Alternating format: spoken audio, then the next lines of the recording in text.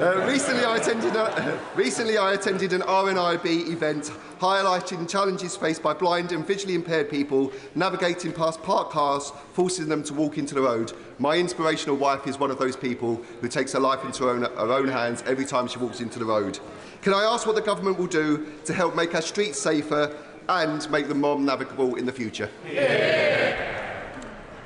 Mr. Speaker, my honourable friend raises a good example of the kind of topic that we need to work across government on, and I was pleased to chair the first meeting of the cross-government disability lead ministers yesterday.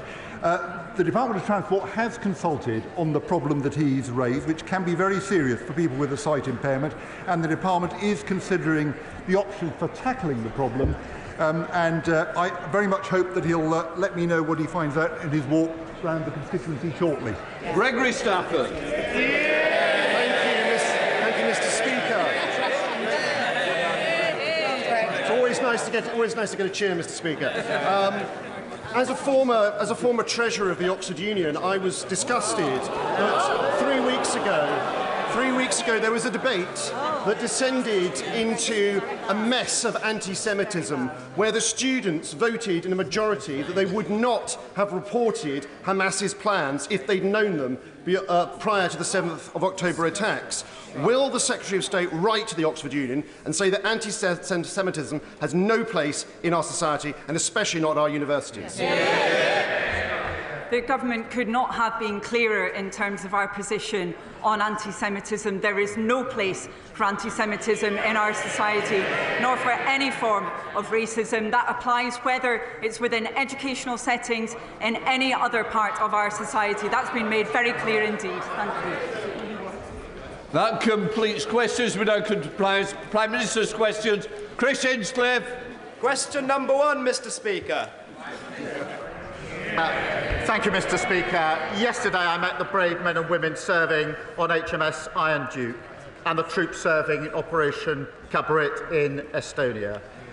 This Christmas, as every Christmas, members of our armed forces will be serving overseas, working day and night to protect Britain's national security. And I know that the whole House will join me in sending our deepest thanks to them, to our emergency services and everyone working to keep the country safe over the festive period. Mr. Speaker, may I also take this opportunity at the end of the year to thank you and the House staff for all your hard work this year. And can I wish everyone across the House a Merry Christmas and a Happy New Year. Mr. Speaker, this morning I had meetings with ministerial colleagues and others. In addition to my duties in this House, I shall have further such meetings later today. Chris Hinchcliffe. Thank you, Mr. Speaker, and may I associate myself with the Prime Minister's remarks. In 2021, Kerry and Francis Menai Davis, who live in my constituency of North East Hertfordshire and are in the gallery here today, tragically lost their son Hugh at the age of just 6 to a rare form of cancer. Now they are courageously campaigning to ensure that every parent who must leave work to look after a sick child in hospital gets the financial support that they need from day one. Will the Prime Minister meet with them and me to discuss implementing Hugh's law and giving their son a legacy that improves the lives of families at the most difficult time imaginable? Mr. Speaker, can I pay tribute to Kerry and Francis? It is a heartbreaking case and commend them for their campaign on behalf of other families. I know the Minister for Social Security and Disability met the family yesterday, but no parent should endure losing their child to cancer, particularly at such a young age. We are investing £1.5 billion for new surgical hubs and scanners, £70 million for new radiotherapy machines, and we will set out our next steps on the Children and Young People Cancer Task Force shortly. We now come to the Leader of the Opposition, Kemi Badenoch. Mr. Speaker, can I send my warmest wishes to our armed forces at home and overseas, to the emergency services and everyone who will be working over Christmas. And can I wish you, Mr. Speaker, the House staff and all members of this House a very Merry Christmas. Mr. Speaker, for years, the Prime Minister and his cabinet played politics with the WASPy women. The Deputy Prime Minister said Conservatives were stealing their pensions. She promised to compensate them in full. Another broken promise. Now they admit we were right all along. But let's ask about another group of pensioners whose trust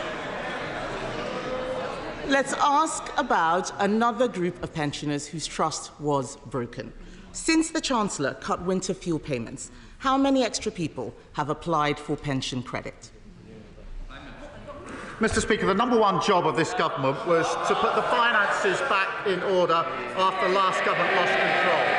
They left a £22 billion black hole, and we had to take tough choices. We made sure the most vulnerable pensioners do get the winter fuel payment, and we have been encouraging and driving up eligibility for pension credit, so saying up to their entitlement. And she should join that campaign. But, Mr. Speaker, here's the difference. Because we've stabilised the economy, we can commit to the triple lock. That means that next April, pensioners get another £470. But here's the difference, because 2 weeks ago, the Shadow Chancellor said the triple lock is unsustainable, their position. So pensioners would lose out under the Tories yet again. Mr. Speaker, he didn't answer the question because he doesn't know the answer. There are 850,000 eligible pensioners not claiming pension credit. If they sign up, that will cost the Treasury £2.3 billion, wiping out the savings that the Chancellor claimed she would make. Before the election, his Chief Secretary told the public they had no plans to cut winter fuel. But they did have plans, didn't they? Yes. Age UK say cutting the winter fuel payment with very little notice will potentially jeopardise the health and finances of millions of older people. Does he agree with Age UK that this is the last thing both pensioners and the NHS need? Mr. Speaker, we've been driving up with a campaign for pension credit. It's important that everybody who's entitled to it claims that pension credit. And she shouldn't claim as some great victory the record of their government that people haven't signed up. We're the ones with the campaign. They should be supporting it. But because of the triple lock, pensions will be going up by £470 next April. She hasn't answered the question. Her Shadow Chancellor says the triple lock is unsustainable. So she needs to explain how pensioners will be worse off under a Tory government. It is Prime Minister's questions. Mr. Speaker, we protected the triple lock during all our time in government. Meanwhile,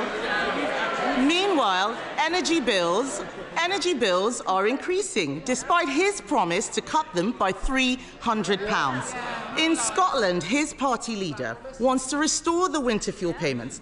Across England, councils are scrabbling together funds for struggling pensioners. The tragic reality this Christmas is pensioners will suffer and may even die as a result of this cruel policy. Did the Chancellor consider the impact on councils and on the NHS, or does she just not know what she's doing? The Household Support Fund was set out in the budget. She knows that. We're pushing up pension credit. But she now says they are committed to the triple lock. Her Shadow Chancellor says they're not, that it's unsustainable. Maybe over a sandwich or a steak they could sort it out and come back and tell us what their policy actually is. Mr. Speaker, the Prime Minister needs to misrepresent me to make his point. I don't need to misrepresent him to make my point. Yes.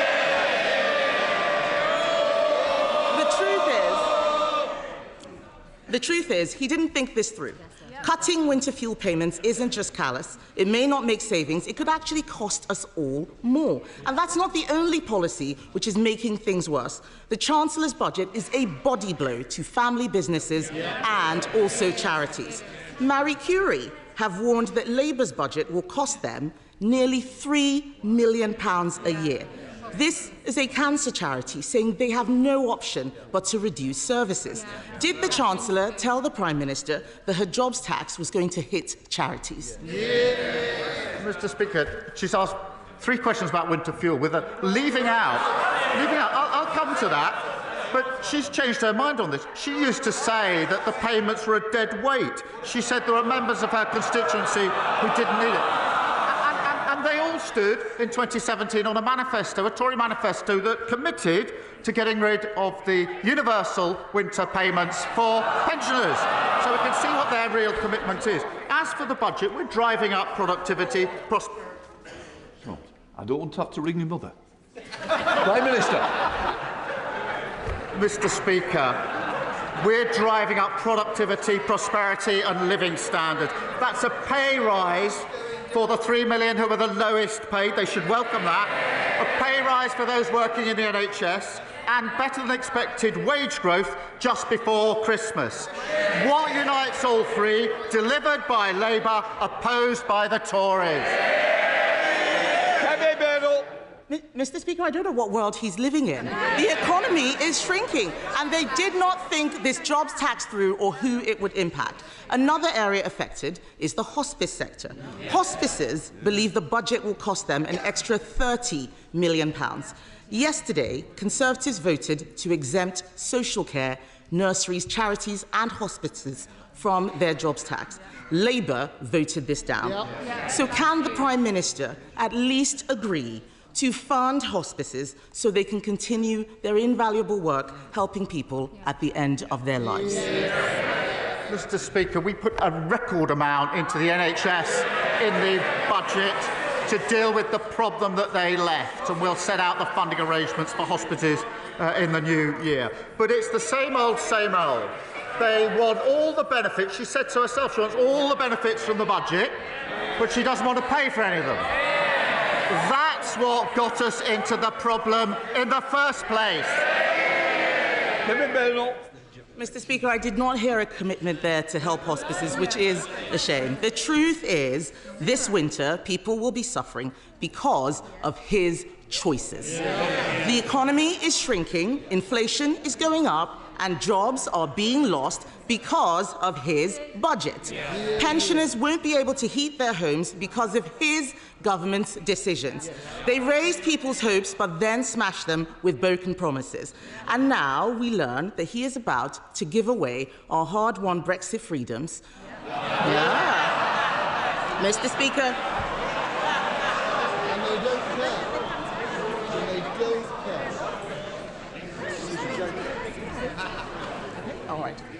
Mr. Speaker, now we learn he is about to give away our hard-won Brexit freedoms. The truth is, they are punching the British people in the face, literally in the case of one of his MPs, and he will pretend that this is about the past. But we all know these are his choices, bad choices. If he's looking for a New Year's resolution, why doesn't he start with telling the truth? I'll do it now. £22 billion black hole left by them. Record numbers on the waiting lists. Nearly. It's not a good time to leave the chamber, is it? Prime Minister. Mr. Speaker, £22 billion black hole. Record waiting list with our NHS. They should hang their heads in shame. Immigration completely out of control. Nearly 1 million net migration. She was the cheerleader for all of that. She wants the truth. That's the truth. That's why they're sitting there. Mr. Speaker, whilst they cart from the sidelines, talking the country down, this government is getting on with the job. Record funding for the NHS. Money for our trains, buses and, yes, Mr. Speaker, potholes. Pay rises for 3 million of the lowest paid. Wages growing faster than inflation. Planning laws reform. Great British Energy set up. We're only getting started. Next year we'll continue to rebuild no matter what the blockers opposite say. Thank you, Mr. Speaker, and can I echo the words of the Prime Minister and thank you and all of our staff in this place alongside our armed forces and our emergency services and wish them a Merry Christmas. Mr. Speaker, March 2025 marks 20 years since the death of the only Member of Parliament to have held all four great offices of state: the Foreign Secretary, the Home Secretary, the Chancellor and the Prime Minister. Mr. Speaker, James Callaghan was a true Portsmouth great and went to the same school as another true Portsmouth great, my dad, Terry Nolan. Does the Prime Minister back my bid for a plaque to be added to his former home in Copner, and will he come along to Portsmouth next year to unveil it? Well, I thank her for her question. Jim Callaghan was a giant of the Labour movement and a great public servant. Mr. Speaker, he left school at 17, served in our Royal Navy before becoming the Home Secretary, Foreign Secretary, Chancellor, and of course finally Prime Minister. And as a proud son of Portsmouth, I'm sure he'd be honoured to be remembered in such a way. Happy Christmas. Can I just say to Mr Mayhew, I keep hearing, I heard you the other week over here, I'm hearing again that it's not a good time to push a luck today. Right, let us come to Leader of the Liberal Democrats, Red David. Thank you, Mr Speaker. Can I join the Prime Minister in his praise and best wishes for our armed forces and our emergency services? And can I join others in wishing you happy Christmas, Mr Speaker, and all the staff of the Commons, and indeed everyone across this House. I'm coming to sing in a minute. Mr Speaker, I've had the great joy of spending time recently with some amazing young people from the Bath Philharmonia Young Carers Choir. They're a brilliant example of the power of music to make a difference in young people's lives. One member of the choir, Caitlin, has even developed a special new project to spread the joy of music to young people in our schools and communities. So will the Prime Minister meet Caitlin to hear more about her exciting project and work with us and others to support music in our schools and communities? Well, Mr Speaker, I welcome his comments, and as he will know, today we're introducing the landmark Children's Wellbeing Bill to enable all children to succeed, including young carers. That increased the pupil funding premium to over £2.9 billion, which can be used to support pupils with identified needs, and that of course includes carers. And now young carers are on the school census, as he knows, that's since 2023. They have greater visibility and schools will be better able to identify and support them. Mr Speaker, he talks of singing. There was carols outside our front door on Monday, and my family was surprised to see the Honourable Gentleman, Right Honourable Gentleman, shamelessly plugging his song. We have strict rules about antisocial behaviour, but in the spirit of the season, I simply say Happy Christmas. Sir Red David. Well, Happy Christmas, Prime Minister. Can I thank him for allowing the Young Carers Choir to sing outside number 10? I hope he and the staff enjoyed it. Our song is called Love Is Enough, but the hard truth is, for many young carers and young adult carers, actually love is not enough. These amazing young people need real action to help them with the challenges they face. So in addition to the measures that the Prime Minister just talked about, will he support the Carers Trust's Young Carers Covenant to make sure across government, across local authorities, we are supporting these young people with all the support they deserve? We should support these young people, and we continue to work across the sector to ensure all schools identify, support and record data on young carers. And of course, Mr Speaker, we boosted the carers allowance in the budget, but I agree with him in relation to these young carers. Thank you, Mr Speaker. Can I associate myself with the remarks of the Prime Minister in wishing everyone a very happy Christmas this year? For many in my constituency and indeed across the country, particularly those in temporary accommodation, it won't be a happy Christmas. On the Tories' watch, temporary homelessness more than doubled. So what is the government doing to support families and children living in temporary accommodation, particularly this season? Well, she's right about the appalling inheritance, which included record numbers sleeping rough, almost 160,000 children living in temporary accommodation. Speaker, we're delivering nearly £1 billion into councils to tackle homelessness, including increasing funding in Bolton over the next year. That includes dedicated support with housing, with mental health and with employment. But we're also committed to tackling the root causes, and that's why we're building 1.5 million new homes and abolishing Section 21 no-fault eviction, something they said they were going to do and repeatedly failed to do. Ben Lake. In 2022, the Prime Minister supported calls for fair and fast compensation for 1950s women impacted by the changes to the state pension. And yet, just yesterday, his government rejected those same calls out of hand. Mr Speaker, is this what the Prime Minister meant when he promised to lead a government of change? Mr Speaker, this is a serious issue. Between 2005 and 2007, there were, I think, a 28-month delay in letters to women born in the 1950s about changes to pension age. That was unacceptable, and it was right that the government apologised for that. In 2011, the former Chancellor, George Osborne, then accelerated those changes with very little notice.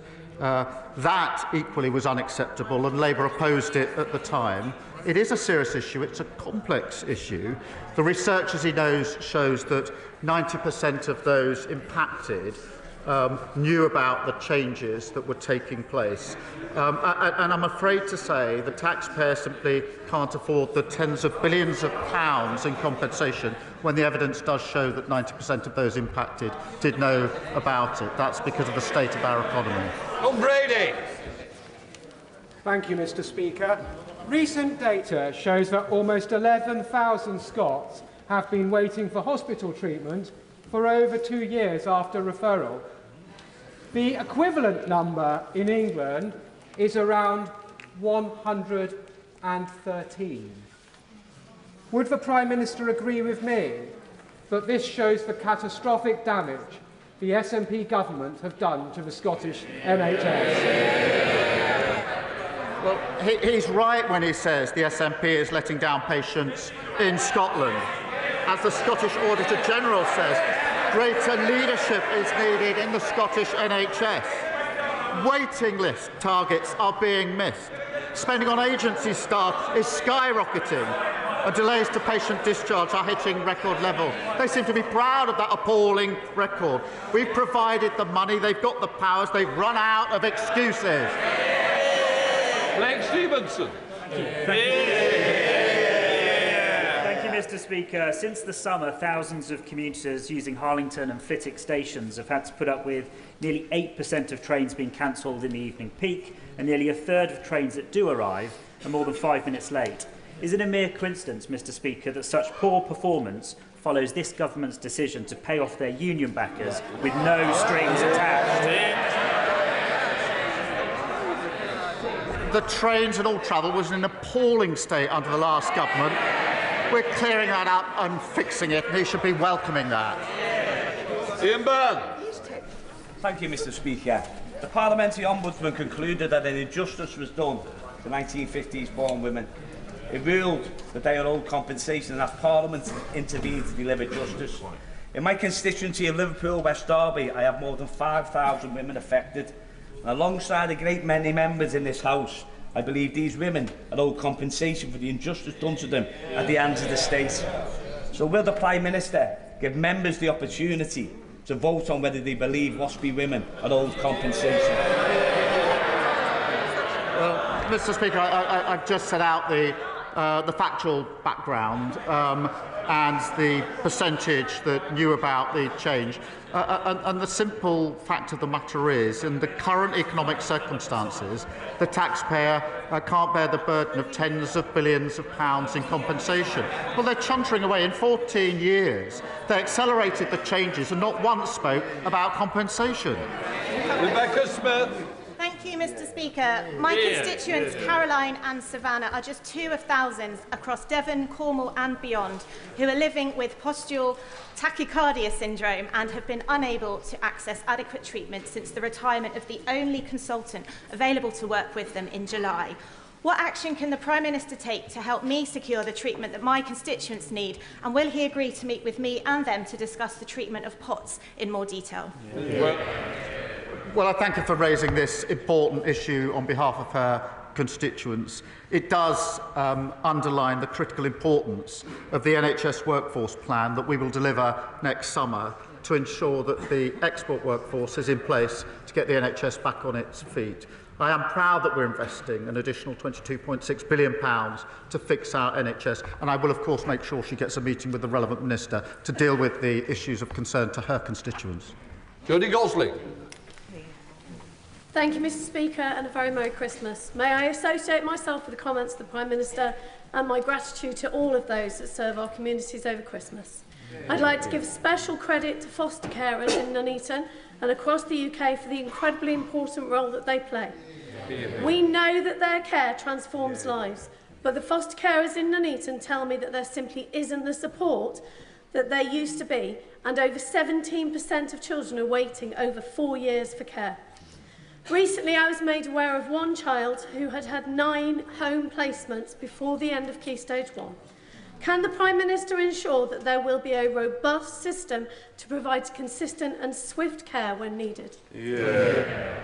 Well, I'm grateful to her for raising this issue because, Mr. Speaker, every single child deserves the best start in life, and there are far too many shocking cases of children being let down. The Children's Wellbeing and Schools Bill is being introduced today, and that does put children's interests at the heart of government policy, and I hope it will be supported across the House. Thank you, Mr. Speaker. Labour promised not to raise taxes on working people, but farmers are some of the hardest working people that I know. Peter Douglas from Jedburgh has looked at the details of this policy, and he says Labour's inheritance tax increase will prevent him passing on his family farm to his son and daughter. They say Labour have betrayed them. They can't trust the Prime Minister to keep his words. They've got a point, haven't they? If he would kindly pass the details of the individual case he's raised to my team, we will look into it. As he knows, we put a record £5 billion into farming over the next 2 years in the budget. Just 2 weeks ago, £350 million was put in to support farmers. That contrasts with the £300 million underspend of the last government on farming. And in a typical case, the threshold is £3 million, which means that the vast majority of farmers will be unaffected. But I'll look into the individual case that he's raised with me. Thank you, Mr. Speaker. I recently spoke to a man in Worksop whose son's arm was badly broken when he was knocked off his bicycle by an off-road biker speeding on the pavement. Dressed in black, no number plate, totally unidentifiable. The young boy no longer goes out to play. His experience isn't unique. What action is being taken to smash the bikes and put police back on our streets? Well, I'm glad she's raised this because off-road bikes were a complete nuisance under the last government, got completely out of control. We're introducing new respect orders to crack down on off-road bikes, strengthening police powers in relation to dealing with this big problem that got out of control under the last government. We will also deliver 13,000 more neighbourhood police to ensure that we keep control of our streets, something that was lost under the last government. Thank you. Thank you, Mr. Speaker. Last week, the Royal Borough of Windsor and Maidenhead announced plans to hike council tax by an unprecedented 25%. This would require the government's permission. Does he agree with me that this outrageous request should be rejected, that the borough might be a candidate for accelerated local government reorganisation, and my constituents should not be footing the bill for the persistent weak financial control and political failure locally? Well, thank him for raising this issue on behalf of his constituents. We are, as he knows, committed to fixing the foundations of local government and keeping taxes as low as possible for working people. The budget announced real terms increase for local government with over £4 billion of added funding. And so we will put that support in place, and he's right to raise this issue. Speaker Priestley. Thank you, Mr. Speaker. We have in our NHS many brilliant emigre and refugee surgeons from the greatly troubled Middle East. And I've been privileged to work alongside some of them, Iran, Iraq, and now, as we think, especially of Syria. What practical measures can the UK take to help ensure that Syria now has the best chance of becoming an open society and the second functional democracy in the region. Well, I thank him for drawing attention to the people of Syria and to the health workers of all backgrounds who do vital work in our NHS. The fall of Assad's brutal regime is to be welcomed and should be welcomed, but we must be cautious about what comes next. We've provided £50 million of extra support to vulnerable Syrians, and I've spoken to G7 leaders to work towards a Syrian government that respects international law, universal human rights, and protects all citizens across all sectors. Thank you, Mr. Speaker. Dave Dugan. Mr. Speaker, before the election, this Prime Minister said he would lower energy bills by £300. Since he took office, they've gone up by £149. He said he would protect the winter fuel payment, but now he's in power, he stripped it off our pensioners. And he said he lined up for many photos with waspy women, saying he'd have their backs, and he's just betrayed them in the most scandalous way possible. This is now the defining characteristic of this one-trick phony Prime Minister who says one thing and does another. In Scotland, the SNP are 16 points ahead in the polls. Does he understand? Does he understand why the people of these islands, especially those of us in Scotland, treat him with such contempt? They used to ask those questions. They used to ask those questions from this sort of area with very many MPs not so long ago. That all changed in July, and he's now carping from right up there. We can hardly hear him. Debbie Abrahams. Debbie Abrahams. Thank you so much, Mr. Speaker. I'm sorry I couldn't hear you over the hubbub. First of all, can I wish you a very Merry Christmas, and all colleagues across the House a very Merry Christmas, and especially the House staff. And also, I associate myself with the remarks thanking emergency services and our armed forces for their service. Mr. Speaker, Christmas is a time for peace and goodwill. Given there are more conflicts now than at any time since World War II, and that all wars end with a peace, what is the Prime Minister's resolution to work with others for a more peaceful world in 2025? Well, Mr. Speaker, can I thank her for her question? And I'm sure colleagues across the House support the values of the Parliamentarians for Peace, which I know she is involved with, and their work to support human rights across the globe. And that is the sentiment, I think, that we take into this festive period. Thank you. Richard Ford. Thank you, Mr. Speaker. And it was good to hear that the Prime Minister visited British soldiers in Estonia yesterday before they have to spend Christmas away from their families. We would all like to see a lasting peace emerge for Ukraine in the new year, but Putin may take any deal brokered by Trump as a break in which to re-equip and rearm. What will his government do to deter Russia from restarting its imperial war of aggression following any peace deal? Well, can I congratulate him on his appointment to the Intelligence and Security Committee and thank him for raising the question of our troops in Estonia who will be there over Christmas without their families, and they're right on the front line with a very clear sense of purpose as part of our NATO contingent, and we thank them. He's right that we must continue to support Ukraine, and that was the subject of our discussions in Estonia yesterday. Make sure Ukraine is put in the strongest possible position, whether negotiations or not, and be absolutely clear that this conflict could be ended straight away if the aggressor, Russia, backed off. Mother of the House, Diane Abbott. The waspy women fought one of the most sustained and passionate campaigns for justice that I can remember, year in, year out. We did promise them that we would give them justice.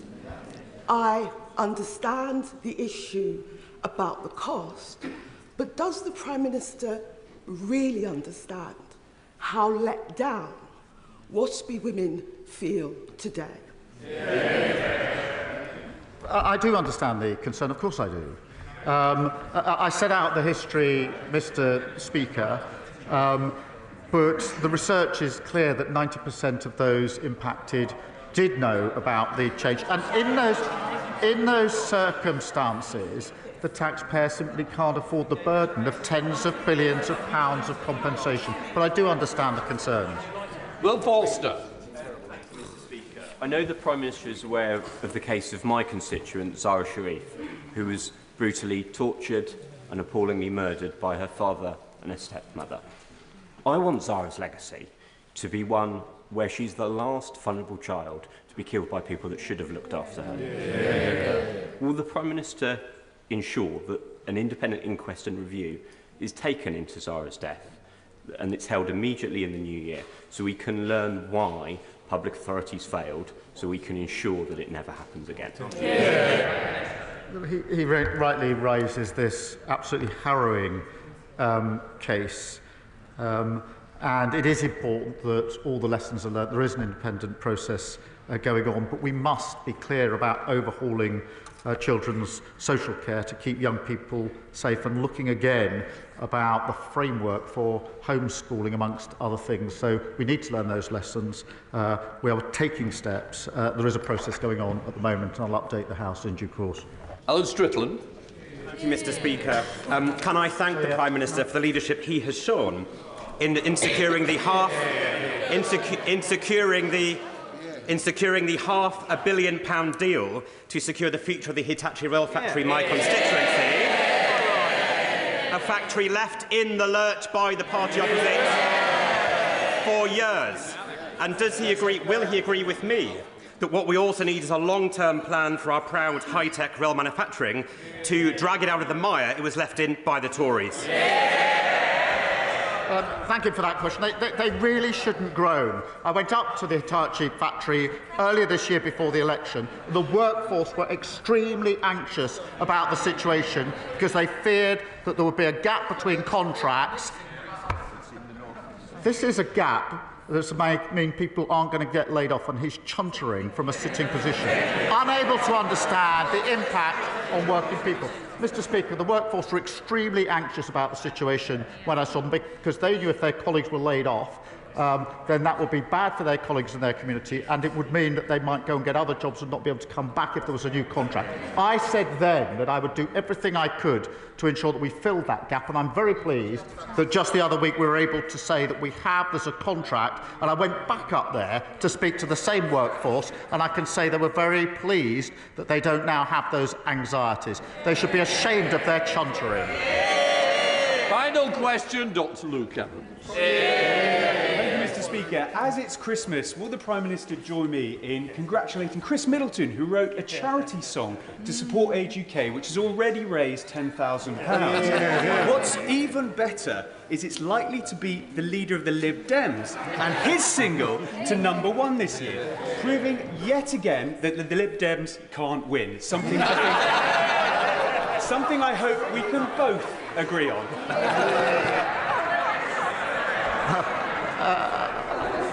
I'm not going to adjudicate between the contending singles for the top of the charts, but I will end, Mr. Speaker, this is the last question, I think, by just repeating a happy Christmas and a peaceful New Year to everyone across the House. Right, we'll let the front benches change up.